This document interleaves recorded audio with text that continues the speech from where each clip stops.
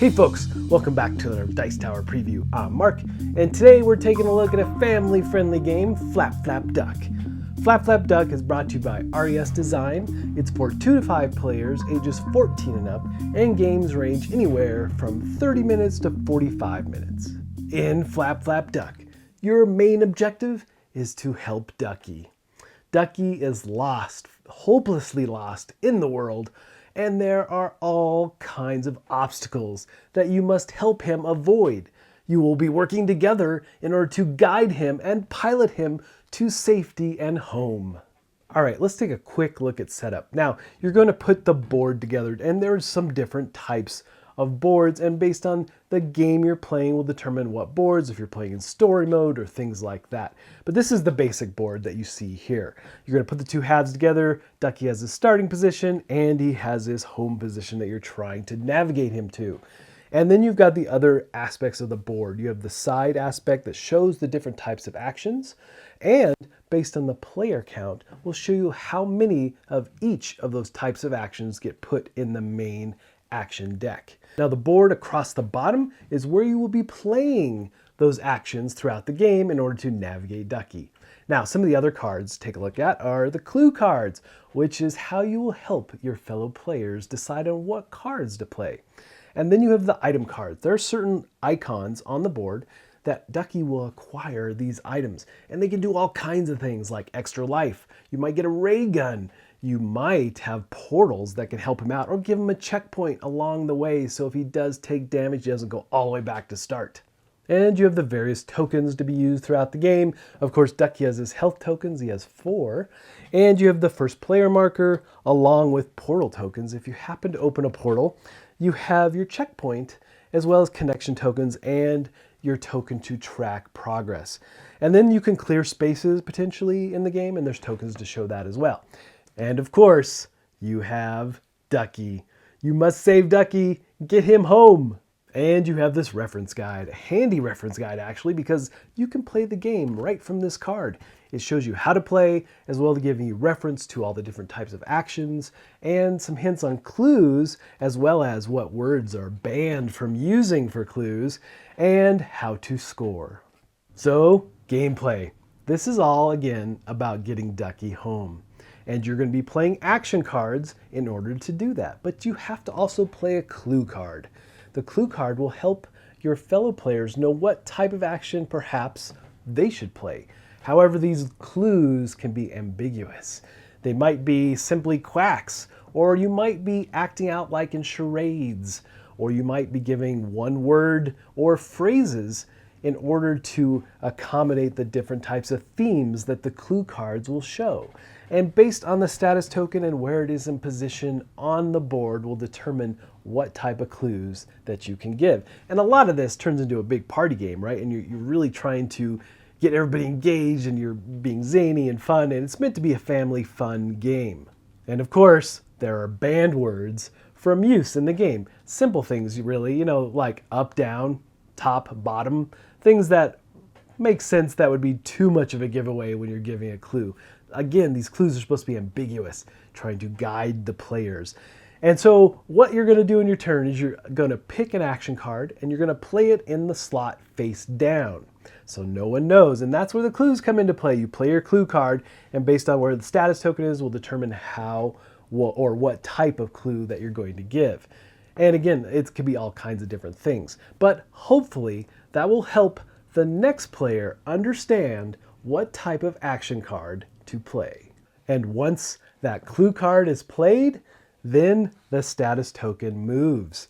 So potentially that changes up what type of clue the next player will give. So then, after all the action cards have been played, it's time to resolve them. You flip them over one at a time, moving Ducky. And if he doesn't hit any obstacles, then he stops that position. You readjust the status token to the columns he's in, and then everyone draws back up to their 5 cards and grabs a new clue for the next round.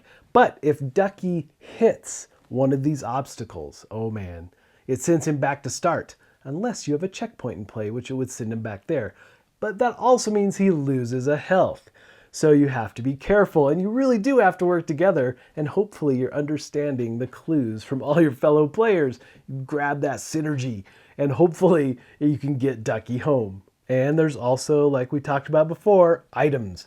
If you happen to get Ducky to land on an item as he's moving across this board, then the first player, whoever holds the first player marker, I should say, will pick an item for Ducky and put it in his active item slot. And again, as the first player, you can choose when to use that item, but it is a cooperative game, so working together is best. And with those items, it can really change up how you play. They really add a lot to the game. So don't avoid those slots. I mean, they're hard to get to sometimes, but those items can really help you through the game. And so the game will continue this way, round after round, until either Ducky is home, which is the ultimate goal, or Ducky's hit way too many obstacles and has perished. Now, you also have connection tokens in this game, which allow you to potentially skip your turn, laying it on your card so it doesn't get played and potentially put Ducky in a bad situation. But you do have a limited number of these tokens, and it is based on player count as well. Now, the other thing about those tokens is they do allow you to trade cards at times in the game as well. So the connection tokens are worthwhile using, and I found that saving them to prevent a bad card from being played was really key. So you want to keep an eye on how many you have left of those in the game for sure. But again, the ultimate goal here is you're playing action cards, you're playing clue cards, and you're trying to collectively work together to get Ducky home. All right, folks, just a reminder once again, this has been a Dice Tower paid preview, and everything you've seen here has been in prototype form. So keep a close eye on the campaign for any changes that still may occur.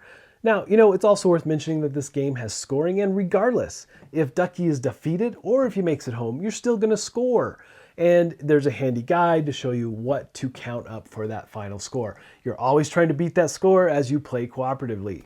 So this game has a bit of the mind aspect to it. The clues are way more flexible than they are in the mind, but it has that feel to some degree.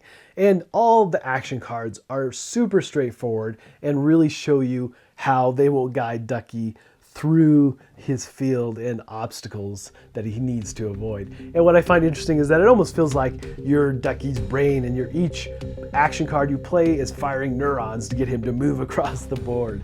But there's definitely some fun and zany things that can happen based on the types of clues that are given at the table, and sometimes you're just like, I have no idea what you're trying to tell me. So that happens a lot, but it does add to the fun of the game.